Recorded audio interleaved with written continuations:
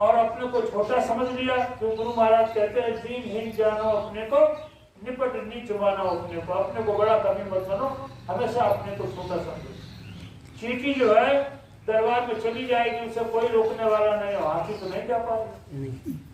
तो छोटे बनो, दीनहीन जानो अपने को, निपट नीच मानो अपने को। अपने को छोटे बनो। तो जब छोटे बनोगे तो अब वो दीन की शिक्षा लेने लगे तो उनके थोड़ी सी चोट आ गई और उन्होंने कही कि वो जो था शराबी, पूर्व जन्म में उसके इतने अच्छे कर्म थे कि इसको यहाँ पर एक बहुत बड़ा खजाना मिलेगा, लेकिन इसने कर्म बिगाड़ लिए तो प्रारब्ध बस उस खजाने की जगह तो थोड़ी सी दौलत देके निपटा दो। तो ये संत मत और काल मत में बहुत बड़ा अंतर है, एकदम एक दूसरे के अपोजिट। 36 का आंकड़ा, 36 का आंकड़ा। काल कभी नहीं चाहता है कि आप यहाँ से निकल के जाए, कि बड़ी मेहनत करके, बड़ी युगो तपस्या करके जीवात्माओं को भंडार उस सत्पुरुष से मांग के लाया है काल। और यहाँ पर ये जीवात्मा जो श्वासों की पूंजी पर टिकी थी, कई खेतों में नीचे उतारी गई, कई खेतों में नीचे उतारी गई थी। जब जिनकी श्वासों की पूंजी पूरी होने लगी वो वापस जाने लगी। जब वापस जाने लगी तो काल पुरुष को चिंता हुई कि अरे जिस तो धीरे धीरे निकल जाए, तो उनको रोकने को उपाय करो। तब उन्होंने अपनी अर्धांगिनी आद्या मां शक्ति, जिनका ये पखवाड़ा चल रहा है, देवी का चल रहा है, ये अष्टांगी देवी जो 8 देवियां हैं और नवीन रूप दुर्गा के आद्या मां शक्ति का स्वरूप है और उस काल पुरुष ईश्वर की अर्धांगिनी है। उनके द्वारा उन्होंने 3 पुत्रों की उत्पत्ति की, ब्रह्मा, विष्णु और महेश। और माता से कहा बच्चों को मेरा भेद मत बताना। उनको तपस्या पर बैठा दिया गया, तपस्या पर बैठा दिया गया। 50,000 लोग तपस्या पर बैठे रहे। तो पिता ने कहा कि वो तो एक चित्त उस सत्पुरुष का ध्यान लगाकर अपने स्थान पर बैठे हैं। यहाँ पर जिसको भेजते हैं अवतारी शक्तियां जिन्हें बोलते हैं, अपनी पावर देकर भेजते हैं, क्योंकि वो अपनी जगह से अगर हट जाएंगे तो सब छुट्टी हो जाएगी। तो उन्होंने आद्या मां शक्ति मन माया को यहाँ का काम सौंप दिया और बताया कि पुत्रों को मेरा भेद मत बताना। अब ब्रह्मा, विष्णु, महेश, जब उनसे पिता ने कहा, इनसे पूछे उनको कुछ दिखाई सुनाई पड़ा, तो भगवान विष्णु से पूछा माता ने कि आपको कुछ दिखाई सुनाई पड़ा? तो भगवान विष्णु का मतलब मुझे कुछ दिखाई सुनाई नहीं। भगवान शंकर से पूछा, उन्होंने भी कहा नहीं दिखाई सुनाई पड़ा।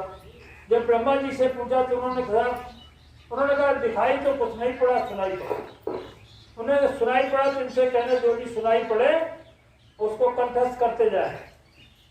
और तब ईश्वर ने ब्रह्म पुरुष की प्रार्थना की और उनके द्वारा ब्रह्मा जी के कानों में वो वेदवाणी नीचे उतारी गई। वो भी ऊपर से वेदवाणी आती कि ब्रह्मा जी जो है कंठस्थ करते गए, कंठस्थ करते करते 1 लाख श्लोक की रचना हुई। वो 1 लाख श्लोक हमारे चारों वेदों में सन्निहित है, जिसमें विधि का विधान, इसमें ब्रह्मा जी को विधाता भी कहा जाता है। ये विधि का विधान उसमें बनाया गया चारों वेदों में, और जिसमें 80,000 श्लोक कर्म कांड के, 16,000 श्लोक उपासना कांड के, देवी देवता पितर भैया भवानी संसार जिनकी है, इनकी सबकी पूजा करके अपने सांसारिक कष्ट दूर करवा ले। यहाँ तक कि बजरंगबली बहुत करने जितना बताया जाता है। और उनके लिए रामायण में गोस्वामी जी ने लिखा है, सुगम काज जगत के देते, सुगम अनुग्रह तबे देते। जगत के संसार के जितने भी कठिन से कठिन काम है वे बजरंगबली हनुमान जी चुटकियां नहीं करते हैं। देखो इस समय एक बड़े प्रचलित महाराज जी है, जय गुरुदेव। बजरंगबली हनुमान की कृपा से लोगों के भूत प्रेत और संसारी जो भी कष्ट दूर करते हैं। देखो पावर नहीं, पावर है, लेकिन है पावर इसी जगत के अंदर की, इससे ऊपर की इनके पास पावर नहीं है। उस पावर को, उसके लिए सतगुरु जब आता है तो वही हमको जगाता है, दूसरे किसी के पास वो पावर नहीं। प्रकट संत में सबसे पहले कबीर साहब आए, कबीर साहब के बाद उसी बीच पे नानक साहब आए और भी संत महात्मा आए। जब ये विधि का विधान बना दिया गया और ब्रह्मा जी ने ऋषि मुनियों के कानों में वो वेदवाणी नीचे उतारी और ऋषि मुनियों के द्वारा इस संसार में वेदों का प्रचार प्रसार किया गया। 10,000 वर्षों तक इस भूमंडल पर उसका ढिंढोरा पीटा गया।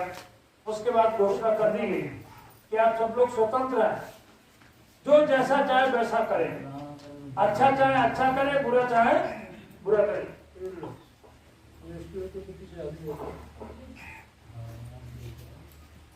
अच्छा चाहे अच्छा करे, बुरा चाहे बुरा करे, किसी के लिए कोई रोक टोक नहीं। तो 80,000 तो कर्मकांड बना दिए उन कर्मों के विधान में, और आगे कह दिया गया कि जो भी जैसा करेगा वैसा भरेगा, उसी के बाद यहाँ से जा पाएगा। संसारी कोई तकलीफ है तो संसार में न जाने कितने देवी देवता, पितर भूया वाणी, 33 कोटि देवता, 9 करोड़ दुर्गा, 10 करोड़ शंभु, इनकी साधना उपासना करके, ब्रह्मा विष्णु महेश की साधना करके अपना संसारी कष्ट दूर करा।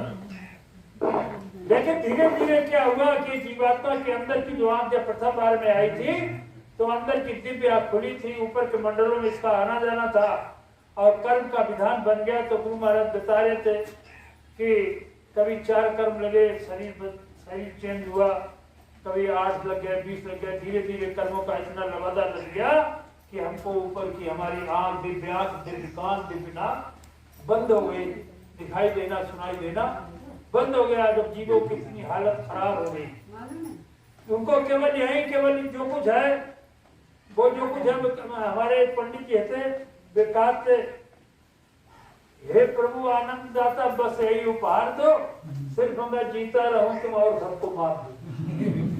हमारी घर की जय हालत कि जो कुछ हो बस हम ही ले लें, दो को ना मिले। अब पल की खबर नहीं, सामान था बरसता, कोई जरूरी नहीं कि हम घर पहुंची जाए, इंतजाम था, भरोसा ले जो हमारो विजय काम हो हमारो, और हमारो काम जो असली है उसे भूले गए। ये तो शरीर का काम है, हमारा काम तो जीवात्मा के कल्याण का काम है। जितने भी साधन गए शरीर रक्षा के लिए दिए गए, और शरीर दिया गया जीवात्मा के कल्याण के लिए। लेकिन अब जिंदगी अंदर की आंख नाक कान सब बंद रहेगा, तो हम जब शरीर सब कुछ करने लगे जाए कि सबले सुख के साधन जुटाने लगे, और सुख के साधन जुटाओ इतनी अच्छी व्यवस्था करी, घर में खूब सोफा पड़े, गद्दा पड़े, और फिर गद्दों काटन लगे, उन्होंने कुछ चेंज हुआ फिराने लगी बाव को यहाँ परे परे कुत्ते जात का कर रहा है शब्द है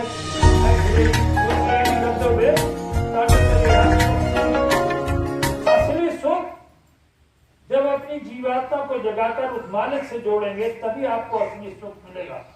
यहाँ पर ये तो खाली मन की सोच है, मन को विचार है कि मन जो है थोड़ी देर के लिए चीज अच्छी लगी और उसके बाद रुक जाती, दूसरी चीज पहुंच जाती।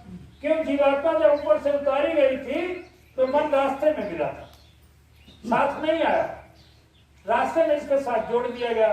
मन, बुद्धि, चित्त, अहंकार ये सब रास्ते में जोड़ दिए गए और यहाँ आके फंस गए। जब हमारी हालत इतनी खराब हुई कि हमें जाकर हम जाको ले ले, हम बाको ले ले, और थोड़ी देर पता नहीं